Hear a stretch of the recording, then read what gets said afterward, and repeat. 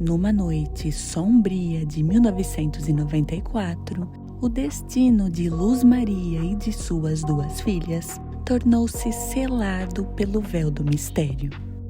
As três mulheres que deixaram o México e foram para os Estados Unidos em busca de uma vida melhor acabaram se tornando as personagens principais de um enigma sinistro que se desdobrou ao longo de quase uma década. Você está querendo dizer que eu as matei ou eu estou te acusando de assassinato e eu quero saber o que aconteceu? Um capítulo sombrio começou quando o silêncio envolveu o apartamento onde esta família vivia, mergulhando em um suspense envolto em segredos e revelações perturbadoras. À medida que desvendamos os eventos que culminaram nesse mistério, adentramos em um terreno onde a verdade está entrelaçada com a escuridão, aguardando pacientemente para ser revelada. E este é o ponto de partida de uma história repleta de suspense, onde a busca pela verdade se entrelaça com a teia intrincada do desconhecido. Felizmente, o responsável pelo desaparecimento de Luz Maria e suas duas filhas foi identificado e capturado, o que aconteceu com o auxílio da genética forense.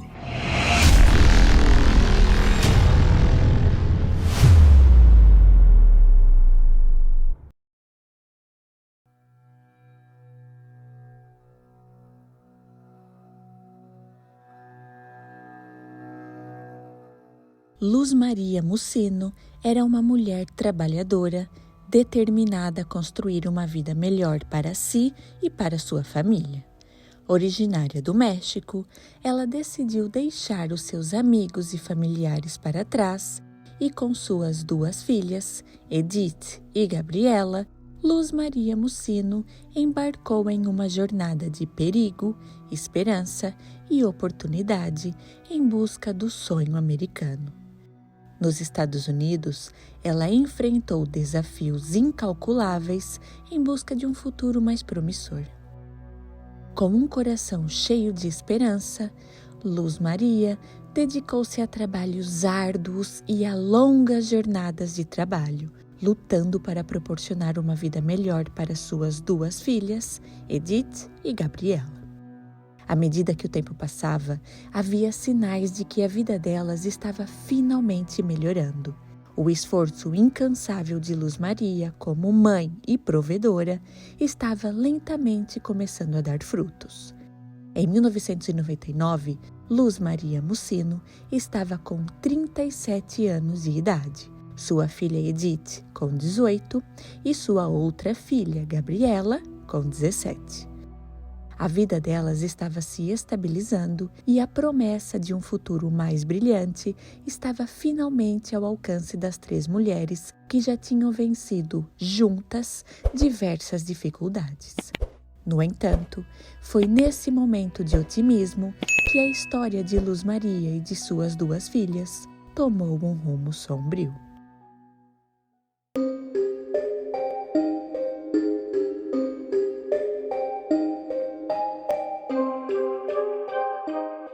O Dia de Ação de Graças nos Estados Unidos é uma das festas mais importantes e tradicionais do país. Celebrado na quarta quinta-feira de novembro, é um momento em que as pessoas se reúnem para dar graças pelas bênçãos do ano, compartilhar refeições fartas e refletir sobre o que elas são gratas. Luz Maria deixou sua família para trás, no México, mas em seu novo país, os Estados Unidos, ela criou estreitos laços de amizade com pessoas que passaram a ser os seus grandes amigos. E era com eles que ela e suas filhas iam celebrar o Dia de Ação de Graças, que em 1994 foi no dia 24 de novembro. O dia 24 chegou, os amigos de Luz Maria começaram a chegar à casa de uma de suas amigas, começaram a tratar dos preparativos da refeição e tudo corria bem, exceto por um fato que os estava deixando muito incomodados. Luz Maria era muito prestativa e nos eventos e celebrações ela sempre era uma das primeiras a chegar, pois ela gostava de auxiliar na organização. Entretanto, a hora foi passando, todos se sentaram à mesa, mas não havia nenhum sinal de Luz Maria, Edith ou Gabriela. A amiga de Luz Maria ligou diversas vezes para sua casa, mas o telefone sequer chamava. Eles então se sentaram, comeram e tentaram se convencer de que estava tudo bem. Talvez Luz Maria e suas filhas apenas queriam ficar sossegadas, em família, ou então elas tinham mudado de planos e ido passar o dia de ação de graças com outros amigos.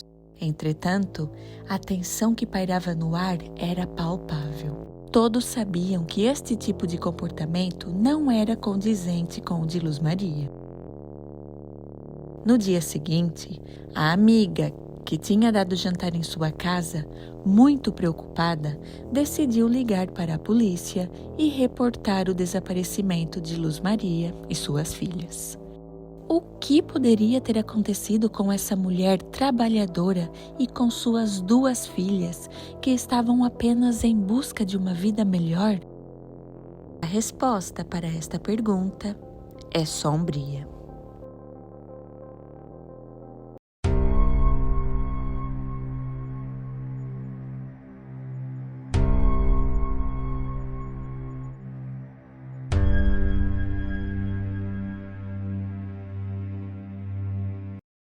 O detetive John Lynch foi destacado para averiguar a situação.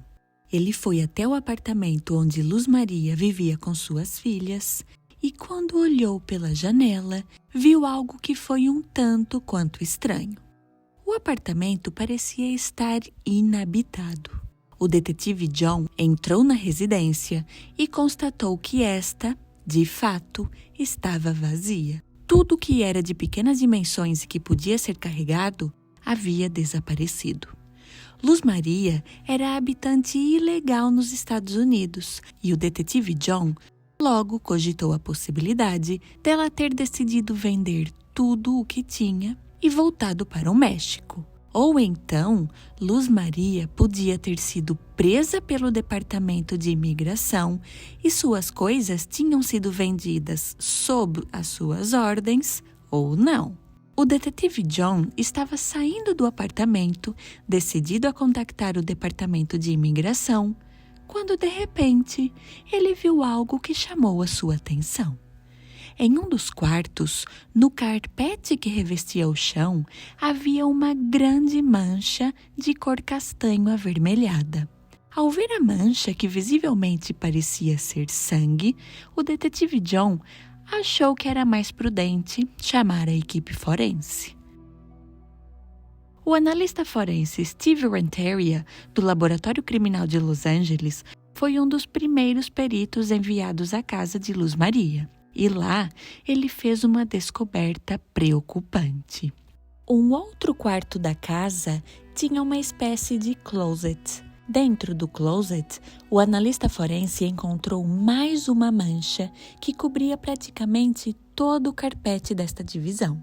Uma porção do carpete do chão do quarto e outra do closet foram devidamente removidas, identificadas e enviadas ao laboratório, onde, inicialmente, foram feitos testes químicos para determinar a natureza daquelas amostras.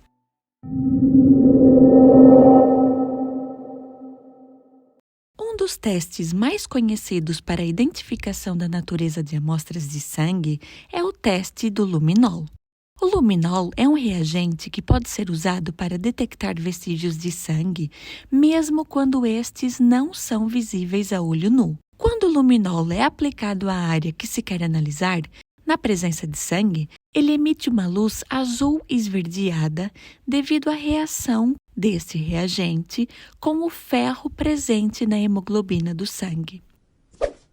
Outro teste mais simples envolve o uso de peróxido de hidrogênio para verificar se uma mancha é de sangue.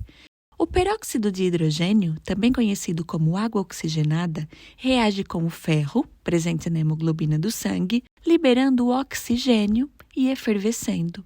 Se a amostra efervescer quando em contato com o peróxido de hidrogênio, isto é um indício de que a substância pode ser sangue. Outro tipo de análise é a microscopia. Sob o microscópio, o sangue apresenta características distintas, como a presença de glóbulos vermelhos e plaquetas. A análise microscópica da amostra pode ajudar a confirmar se esta é, de fato, sangue. Os resultados dos testes realizados nas amostras depositadas no carpete da casa de Luz Maria indicaram que a substância ali presente era, sim, sangue. O analista forense decidiu então utilizar o luminol na casa de Luz Maria. Ele aplicou o reagente em todo o carpete do quarto e, obviamente, na área da qual eles já tinham retirado uma amostra do carpete, onde era possível ver as manchas. E o resultado indicou a presença de sangue em toda aquela região. Mas, graças ao luminol, foi também possível observar um padrão que apresentava ser um trilho de sangue que tinha sido previamente limpo, de aproximadamente 60 centímetros de largura. Este trilho de sangue ia desde o local onde era possível ver uma grande mancha, seguia pela porta de saída do quarto, continuava por todo o corredor e terminava dentro do closet, onde outra grande mancha de sangue tinha sido observada. O caso, que teve início como uma investigação de desaparecimento de Luz Maria e suas filhas, cada vez mais começou a ganhar contornos de um caso de homicídio. O detetive John Lynch tinha um grande mistério em suas mãos, e antes mesmo dele começar a coletar informações, ele descobriu que tinha um grande obstáculo impedindo o avanço desta investigação.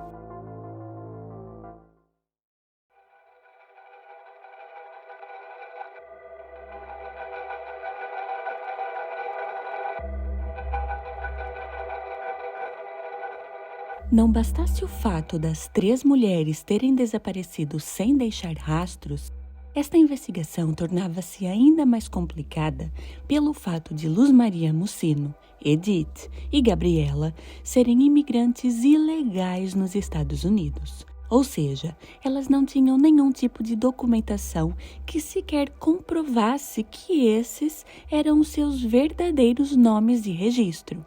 Como mencionado, Luz Maria não tinha nenhum familiar nos Estados Unidos. Lembrando que o ano era 1994 e a comunicação internacional não era tão simples e acessível como é atualmente. E o contato entre Luz Maria e a sua família era muito reduzido. Os únicos preocupados com o seu desaparecimento eram seus amigos. Mas o detetive John descobriu que havia mais uma pessoa envolvida nessa trama de mistério. Os amigos de Luz Maria disseram-lhe que ela tinha um namorado. E mais que isso, esse namorado vivia com Luz Maria e suas 2 filhas no apartamento onde foram encontradas as manchas de sangue. O seu nome era Estanislau Gonzalez, que em 1994 estava com 39 anos de idade. Através de um trabalho investigativo, foi descoberto que na altura do desaparecimento das 3 mulheres, Estanislau foi visto encaixotando os itens do apartamento e se mudando dali. E os fatos que eu vou relatar agora farão com que esta mudança repentina de Estanislau, combinada à sua aparente falta de interesse no desaparecimento de sua namorada, soem ainda mais suspeitos. Pois bem, o detetive John foi falar com a dona do apartamento onde Luz Maria, suas filhas e Estanislau viviam. E a proprietária disse que Stanislau tinha feito um contrato de arrendamento com a duração de 1 ano. E ela ficou surpresa com o fato de que, menos de 1 semana depois, ele decidiu sair do apartamento. Ela então perguntou o que tinha acontecido, se havia algo de errado com o apartamento. E ele respondeu que não, que estava tudo em ordem. O problema era que ele e sua namorada, Luz Maria, não estavam mais se entendendo. A relação entre eles tinha terminado, ela ia voltar para o México e ele ia simplesmente se mudar dali.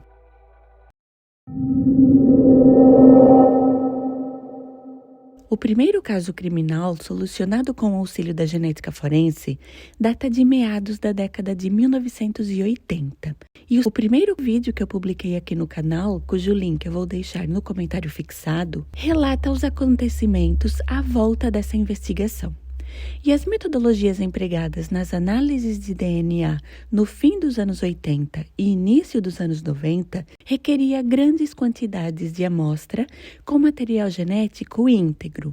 E, além disso, o poder de discriminação era baixo quando comparado ao poder de discriminação obtido nas análises realizadas nos anos seguintes.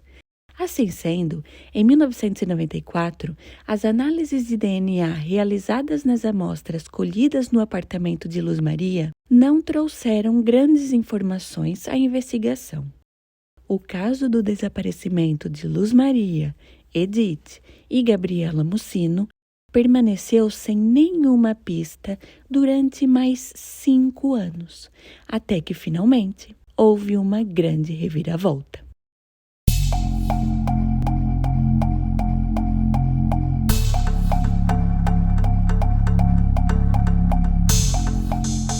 A investigação ainda era classificada como uma investigação de desaparecimento, pois as evidências obtidas até o momento não permitiam afirmar sem nenhuma dúvida que Luz Maria e suas filhas tinham sido vítimas de homicídio. A única pessoa que a polícia tinha conhecimento que podia ter informações sobre Luz Maria e suas filhas era o seu namorado, Stanislau Gonzalez. Mas a polícia não conseguiu localizá-lo. Ele tinha simplesmente desaparecido sem deixar rastros. Quanto às amostras forenses, os testes realizados naquela altura apenas permitiram identificar o material depositado no carpete como sendo sangue humano e nada mais. Os investigadores suspeitavam de quem aquele sangue era proveniente, mas faltava o mais importante: provar cientificamente que os seus palpites estavam certos.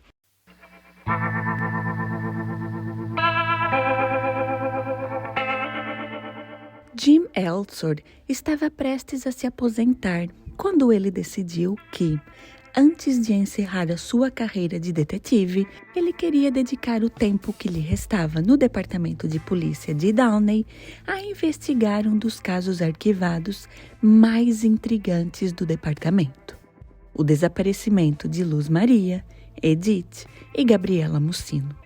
A suspeita dos investigadores era que as 3 mulheres já estavam sem vida e que a peça-chave para solucionar este mistério estava com Stanislau Gonzalez. Em 1999, a tecnologia empregada nas análises de DNA já tinha avançado muito em comparação às empregadas na primeira metade da década de 1990. O detetive Jim decidiu arriscar usando as únicas evidências do caso, que felizmente tinham sido devidamente armazenadas: as amostras de carpete contendo sangue humano retiradas do quarto e do closet do apartamento onde Luz Maria vivia. Essas amostras foram enviadas ao laboratório de genética forense e a amostra identificada como mancha de sangue número 1 era proveniente do closet e a mancha de sangue número 2 era proveniente de um dos quartos do apartamento. Os resultados das análises dessas manchas de sangue forneceram 3 informações valiosíssimas para o desenrolar da investigação. Graças ao DNA, foi descoberto que As manchas de sangue não eram provenientes do mesmo indivíduo, mas sim de duas pessoas diferentes. Os indivíduos em questão eram proximamente relacionados geneticamente, ou seja, tinham um grau de parentesco próximo. Ambos os indivíduos eram do sexo feminino. Assim sendo, graças à genética forense, foi possível verificar que o sangue encontrado no apartamento de Luz Maria era proveniente de duas mulheres da mesma família. Irmãs, talvez, ou então mãe e filha. Os resultados dessas análises eram consistentes com a investigação em andamento, mas estes resultados não permitiam afirmar que o sangue daquelas duas mulheres era proveniente de Luz Maria e ou de uma de suas filhas. Para fazer esta identificação, era preciso encontrar algum familiar das três mulheres desaparecidas, colher amostras biológicas deste familiar e fazer uma comparação entre a informação genética deste parente e a informação obtida através das amostras criminais. E agora, uma informação muito importante que eu deixei oculta até esse momento de forma propositada. Ao reabrir o caso, o investigador Jim descobriu que Luz Maria tinha sim familiares vivos em solo americano. Isso porque Luz Maria e o seu namorado Estanislau Gonzalez tinham tido não apenas um, mas sim 2 filhos. Apesar da gravidez ter sido apenas uma, Luz Maria teve um menino e uma menina de Estanislau. Em 1990, ela deu à luz a um casal de gêmeos que, no ano de seu desaparecimento, estavam com 4 anos de idade.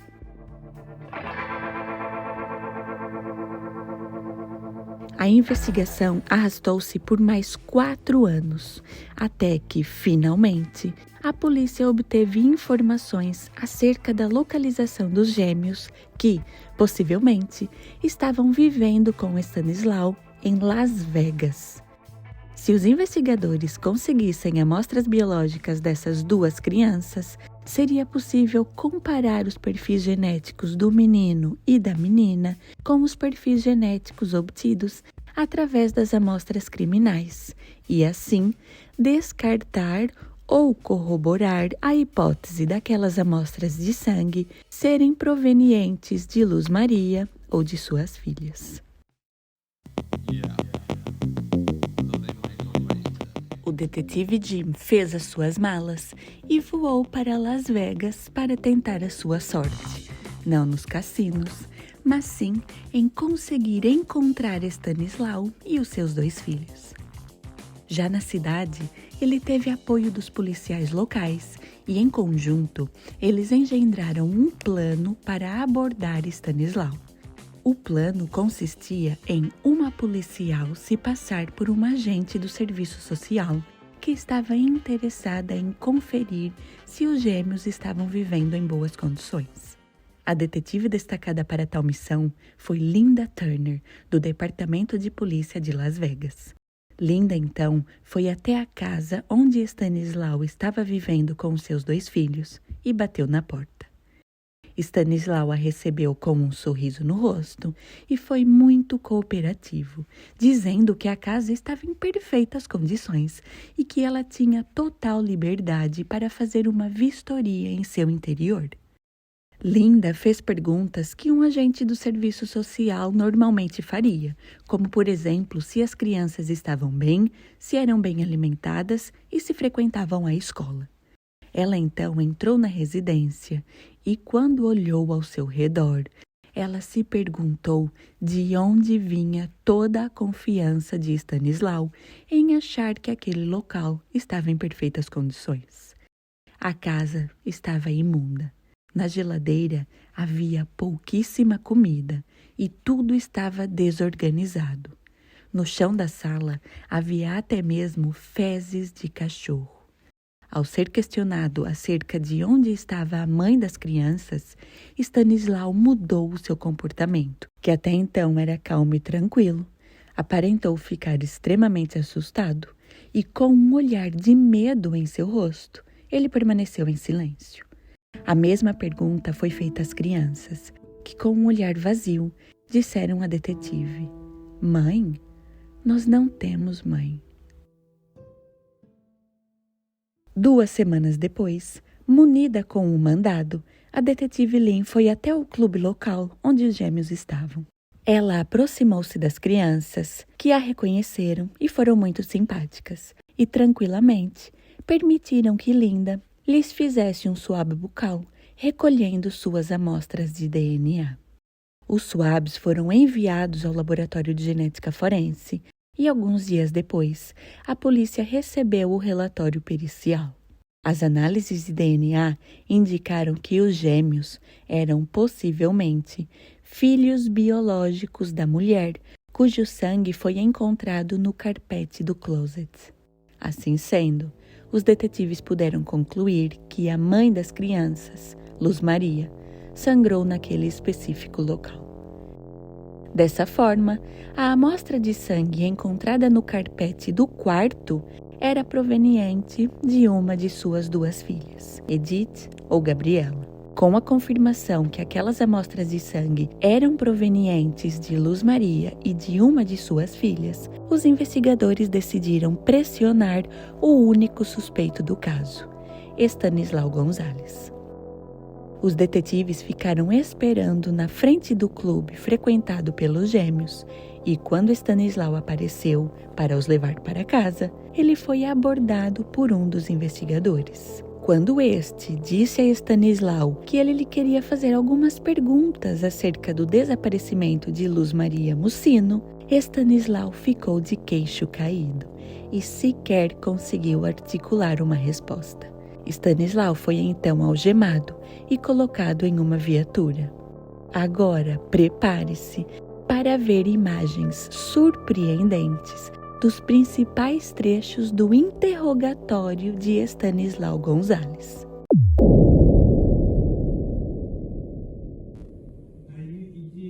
Você está querendo dizer que eu as matei ou eu estou te acusando de assassinato e eu quero saber o que aconteceu?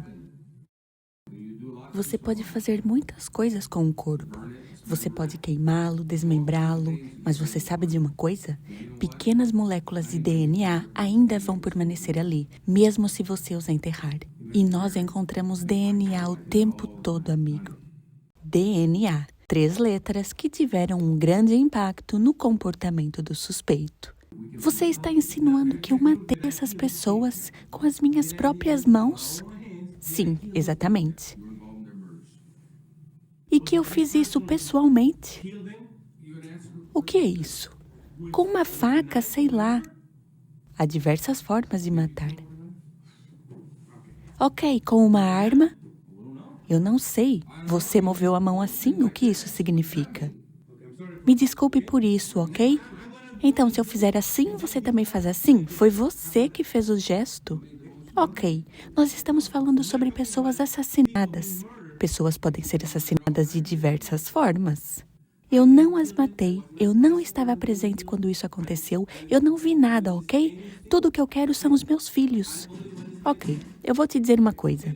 Sim, você vai ser acusado de homicídio triplo. Tudo bem. É isso que nós vamos fazer. Então faça. Assim que nós terminarmos aqui. Ok, então faça isso. Você moveu os corpos, você é o responsável. Você está maluco. Você enterrou os corpos e está tentando me dizer que é inocente? Esse cara é estúpido. Meu amigo, você já era. Acabou para você. Os procuradores decidiram avançar com a acusação de homicídio triplo e Stanislau afirmou ser inocente. A data do julgamento foi marcada e o caso encaminhava-se para o seu desfecho. Entretanto, uma grande reviravolta ainda estava por vir.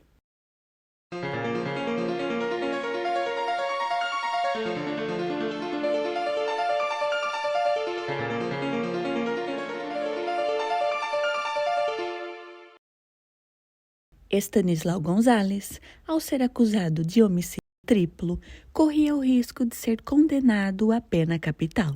A data do início do julgamento foi anunciada e, enquanto aguardava pelo início do seu julgamento, Estanislau fez algo que surpreendeu a todos. Ele, que até então se dizia inocente, declarou-se culpado.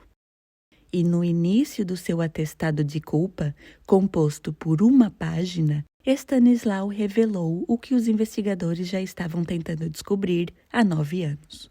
Onde estavam Luz Maria, Edith e Gabriela Mussino? O ex-namorado e pai dos filhos gêmeos de Luz Maria confessou ter tirado a vida de sua ex-namorada e de suas filhas. E a seguir, ele abandonou os 3 corpos no deserto de Nevada.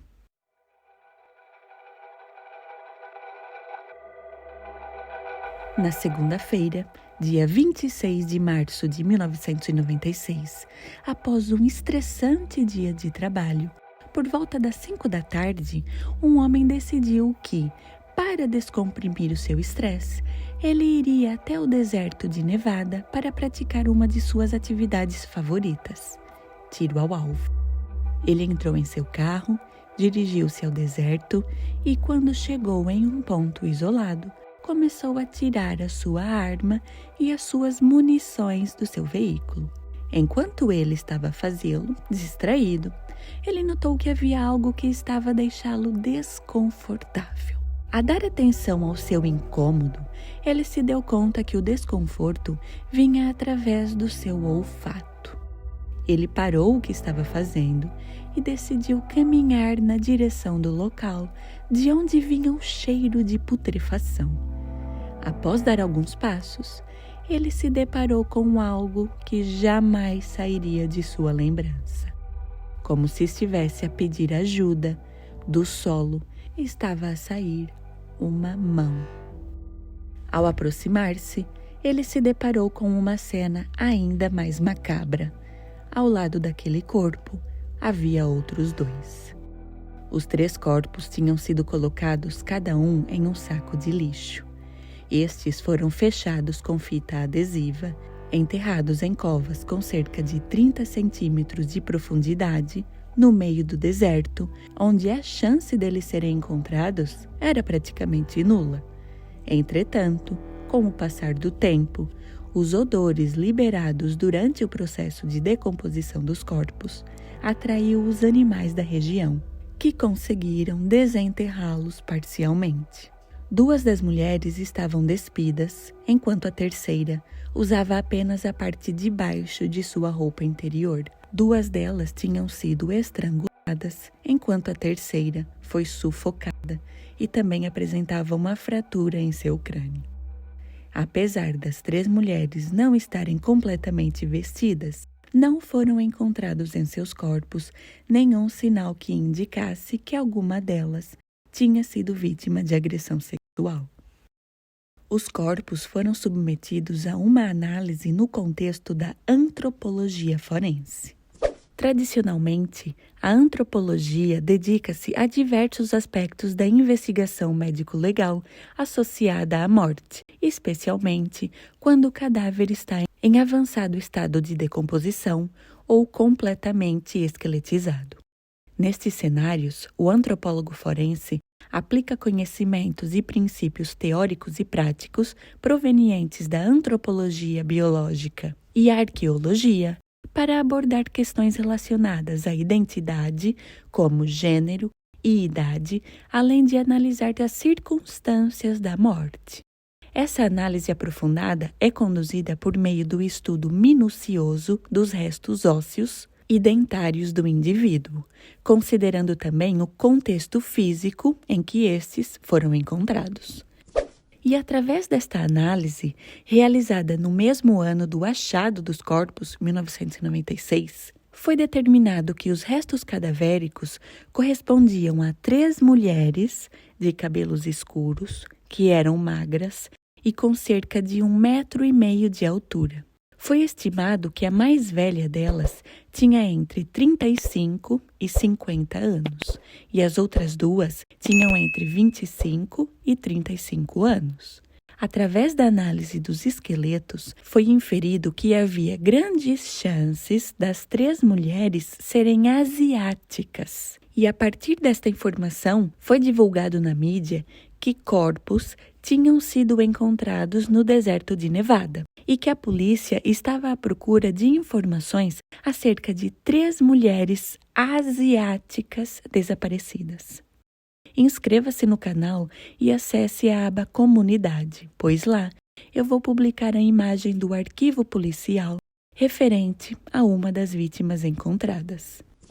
Após a confissão de Stanislau, a polícia acreditou que havia grandes chances destas 3 mulheres encontradas serem Luz Maria, Edith e Gabriela Mussino. Mas para isso, a análise antropológica acerca da ancestralidade das 3 mulheres teria que estar equivocada. Os investigadores decidiram então recorrer a um campo da ciência que poderia ajudá-los a resolver esta questão: a genética forense. Amostras de dentes e de ossos provenientes dos restos cadavéricos encontrados no deserto em 1996 foram enviados ao Laboratório de Genética Forense para que, destas amostras, fosse extraído o DNA e obtido o perfil genético de cada uma das vítimas. Estes perfis foram comparados aos perfis genéticos obtidos através das amostras fornecidas pelos gêmeos, filhos de Luz Maria, e também aos perfis obtidos através das manchas de sangue encontradas no apartamento. Os resultados dessas análises indicaram que aqueles 3 corpos correspondiam a Luz Maria, Edith e Gabriela Mussino. A acusação postula que, em um acesso de violência, Stanislau, motivado por uma série de conflitos não resolvidos, pegou em uma faca e começou a ameaçar Luz Maria. A agressão tornou-se cada vez mais acalorada e, num acesso de fúria, Stanislau tirou a vida de Luz Maria. A narrativa sugere que, dentro do apartamento, após uma discussão acalorada e intensificada pela história conturbada do relacionamento, Stanislau teria perpetrado um ato de violência que resultou na morte de Luz Maria. Posteriormente, com as suas filhas como testemunhas indesejadas, a acusação argumenta que Stanislau teria estendido o seu ato criminoso, tirando também a vida de Edith e Gabriela para garantir que nenhuma testemunha permanecesse com vida. Os gêmeos provavelmente não estavam na casa naquele momento, e Stanislau, acreditando ter eliminado todas as testemunhas de seus atos de violência, colocou os 3 corpos em sacos de lixo e os levou até o deserto, onde ele os enterrou em covas rasas. A seguir, ele rapidamente organizou a sua saída do apartamento, levando consigo os seus filhos gêmeos de 4 anos de idade. Graças à genética forense, os investigadores conseguiram traçar o caminho que levou à resolução desse caso complexo. A tumultuada relação entre Stanislau e Luz Maria, que deixou um rastro de dor e mistério, encontrou o seu epílogo com a justiça sendo finalmente feita. Stanislau vai passar o resto de sua vida em uma prisão da Califórnia, cumprindo a sua sentença de prisão perpétua. Os gêmeos, como não tinham nenhuma ligação com nenhum de seus familiares, foram enviados a um orfanato. O desfecho deste caso serve como um lembrete contundente de que, mesmo diante das trevas da tragédia, a busca pela verdade e pela justiça persiste. A genética forense mostra-se cada vez mais como uma ferramenta poderosa na elucidação de crimes, oferecendo voz às vítimas silenciadas e restaurando a esperança de que a verdade sempre encontrará o seu caminho para a luz. Eu espero que você tenha gostado do vídeo de hoje, obviamente não da história em si, mas sim da forma como eu apresentei os fatos. Caso tenha gostado, peço que deixe aqui o seu like, inscreva-se no canal e ative o sininho, pois assim o YouTube vai te avisar todas as vezes que eu postar um vídeo novo por aqui. Para quem chegou até o fim do vídeo, eu deixo o meu muito obrigada, um grande abraço e até a próxima!